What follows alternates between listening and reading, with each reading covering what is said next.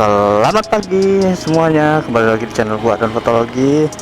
Setelah lama tidak ngevlog, kali ini gua mau ngevlog lagi. Dan kali ini gua mau sedikit beritahu kalau gua udah naikin suspensi depan gua atau shock depan gua. Ini dia bentuknya. Oke, karena gua telat jadi kita omongin jalan aja.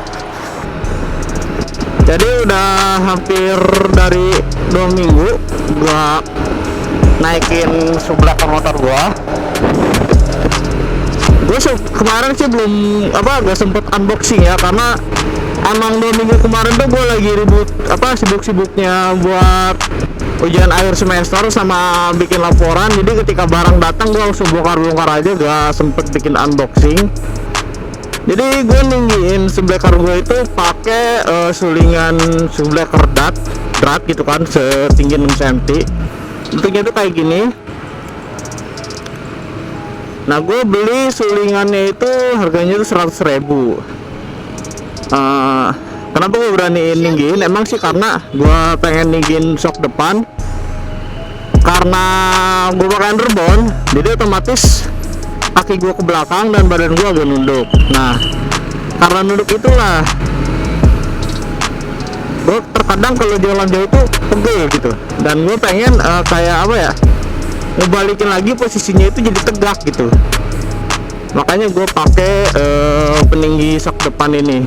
Selama 2 minggu ini sih fine aja sih, enak-enak aja sih. Cuman gue belum pernah pakai untuk jarak jauh, jadi gue belum tahu gimana sih rasanya kalau pakai peninggi kayak gini untuk jarak jauh.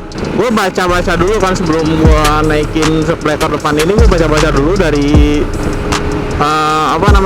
review yang ada di internet itu kan, dan emang ada yang udah pakai bertahun-tahun dan ternyata masih bagus gitu kan. Itu juga udah melewatin beberapa medan off-road gitu kan, off-road on road kayak gitu di beberapa pulau ya, bukan di Jawa aja. Makanya gue yakin, oh ya udah nih, ini bagus, gue bilang nih kayaknya nih barangnya. Karena emang ada garansi dari sang penjual untuk menjualnya, garansinya itu garansinya itu sampai patah. Tapi gue nggak tahu tuh itu garansi bener apa enggak. Tapi gue berharap sih benar. Jadi kalau ada apa-apa mungkin bisa agak sedikit bertanggung jawab ya dari penjual shock ini. Gue sendiri selama seminggu ini ngerasainnya sih enak aja sih, kayak masih normal kayak biasa. Cuman yang emang minggu-minggu pertama itu gue gak tahu karena emang kayak gitu atau emang olinya baru diganti juga. Soalnya kalau oli diganti tuh gue waktu itu cuman 3 atau 4 hari gitu kan, ngerasa subbreaker depan gue itu kayak masih terus empuk banget gitu loh. Dan ini udah kemarin tuh waktu pergantian tuh hari Rabu tuh. Kemudian ini hari Rabu kan, dan minggu yang lalu tuh hari Rabu hari ganti. Kemudian 1 minggu kemudian hari Rabunya minggu kemarin masih kerasa empuknya. Sekitar 9 hari baru kerasa agak mengeras sedikit gitu kan. Jadi gue gak tahu deh faktor olinya yang kebanyakan atau emang yang segini gitu kan. Sekarang gue selama pakai 2 minggu ini gak terlalu banyak masalah juga, kecuali ya itu untuk awal-awal emang agak empuk. Jadi untuk kecepatan tinggi itu gak enak banget gitu. Tapi sekarang itu untuk kecepatan tinggi udah enak. Cuman ya halnya subbreaker tinggi, kita gak bisa yang namanya cornering. Itu yang jadi minusnya, mungkin yang suka miring-miring itu jadi gak bisa sekarang. Karena gue ngerasain sendiri ketika gue riding di Monasco.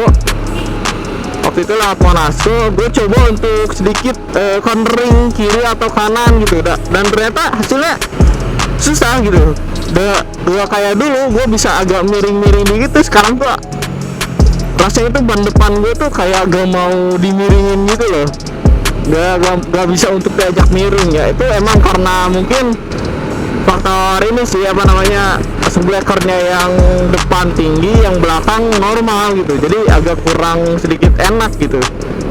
Tapi itu sih satu hal yang bagus, karena hal itu ngebuat gue jadi gak boleh untuk cornering.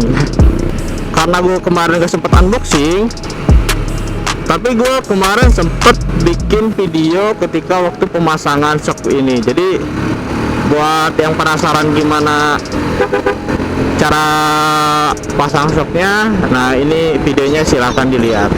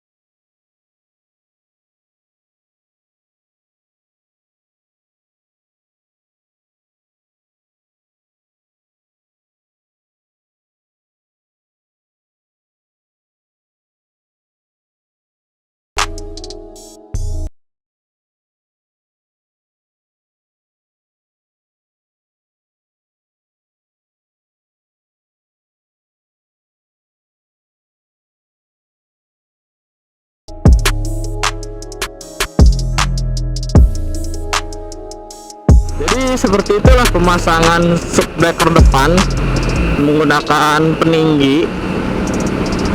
Ya semoga aja shockbreaker ini awet sampai kapanpun ya. Oke kalau gitu terima kasih buat yang udah nonton. Sorry banget kalau informasi yang gue kasih itu gak terlalu detail, karena ya emang ketersediaan waktu gue juga yang akhir-akhir nih lagi padat-padatnya menjelang selesai magang dan juga mulai pembimbingan tugas akhir gitu. Jadi agak sedikit berkurang untuk memulai vlogging lagi. Thank you yang udah nonton. Jangan lupa buat di like, di comment, and di subscribe di channel gua. Sampai ketemu lagi di video selanjutnya dan bye bye. Aduh gak bisa bye bye lagi macet.